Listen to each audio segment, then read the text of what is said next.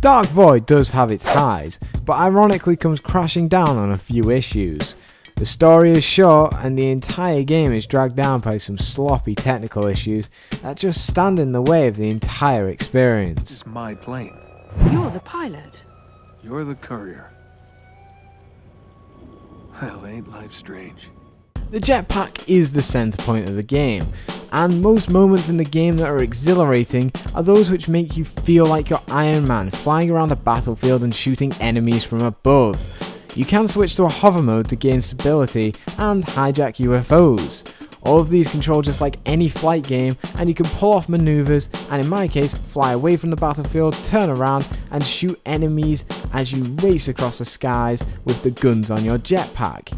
However, these moments are balanced with ground combat, where airtight games have tried to add their own take on the cover-based mechanics, adding a vertical cover system to the battles, which means instead of putting your back to a wall, you lay yourself on a platform and shoot down, and whenever you want to move down a level, one button press is all it takes to traverse yourself to the next platform. It actually works surprisingly well, however for the most part you'll be placed on a battlefield with your standard array of boxes and collapsed ruins for cover.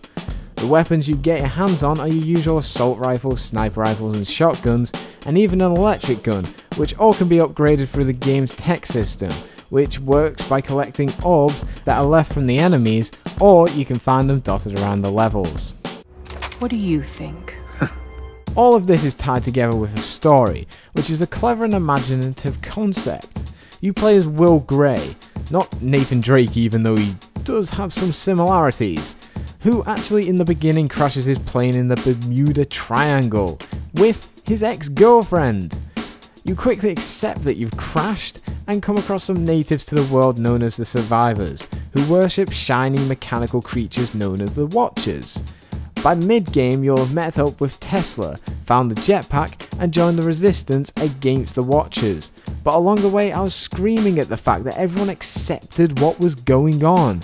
Especially Will, your run-of-the-mill average Joe, who should be screaming at the fact that there are aliens in the Bermuda Triangle, and Tesla is there, with survivors. Fair enough. The whole game suffers from two key elements, which if it was sorted out, then the game would be worth recommending. Firstly, the length of the game. Normally, I'm actually not one to argue about the length of games, but if you're spending £40 or $60 on one game and you receive a 5-hour campaign with no multiplayer or replay value to the single player, then you have a problem. Secondly is the technical side of Dark Void, which isn't too pretty either. Several times the dialogue will get repeated, making it sound like the characters had a bad stutter. On the visual sides, the frame rates seem to fluctuate like crazy, and in one case, during a hectic battle, the frame rate dropped so low that it froze, and after 10 seconds it showed the next frame. Seriously, I have not touched this video footage.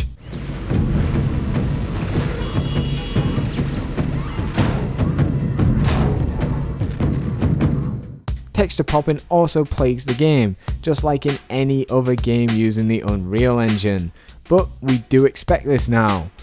On the bright side, the orchestral soundtrack is actually some of the best out there in any game, and is actually backed by some solid voice acting, even if it does stutter and sound like Nathan Drake. Do you think this is a good idea? Just walking in like this. Guess we'll find out. There's not much choice. Well, it's good to be out of the jungle at least. Dark Void is an afternoon of fun. It will leave you satisfied with what you've played, but you won't be craving for more.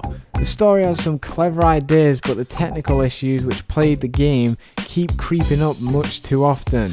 I don't like saying a game is a rental, but sadly in this case it is. With no replay value to be found, a 5-hour campaign just does not cut it in today's gaming space. Again, no pun intended with space.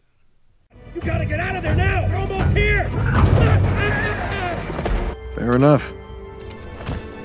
Is he okay? Not really. He's dead. My God.